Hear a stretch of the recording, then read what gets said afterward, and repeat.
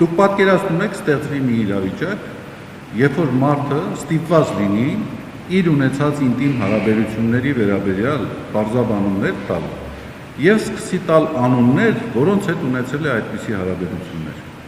Պատկերացնում եք ինչպիսի իրավիճակներ կստեղծվի։ Դրա համար հարցերի շրջանակ կա, որոնք անթափանցելի են, անձեռնմխելի են։ Հիմա թե ով ինչպիսի հարաբերություններով է ապրել, մենք չենք կարող դրան գնահատականներ տալ։ Հիմա դուք վկայակոչում եք, որ կաթոլիկոսի անվան հետ կապված այդպիսի հարցադրումներ են առաջանում, կամ մեր եպիսկոպոսների հետ։ Ես իրավունք չեմ վերապահի ինձ այդպիսի հարցադրումներին պատասխաններ տալ։ Իհարկե դա որոշակի խնդիրներ հարուցում են, հանրային տիրույթում սկսում են այդ թեմաների շուրջ քննարկումներ,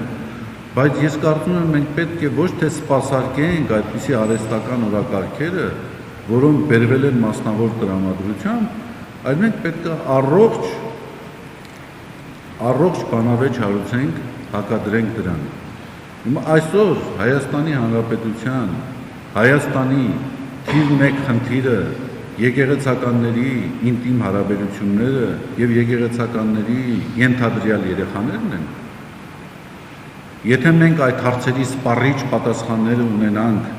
մեր երկրի անվտանգությունը ավելի ամուր կդառնա, մեր սահմանները անձեռնմխելի կդառնան,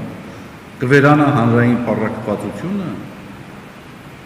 Իհարկե ոչ։ Ուղղակի ակնհայտ է, որ այս խնդիրները հրապարակ են բերում խորացնելու համար հանրային պառակտումը։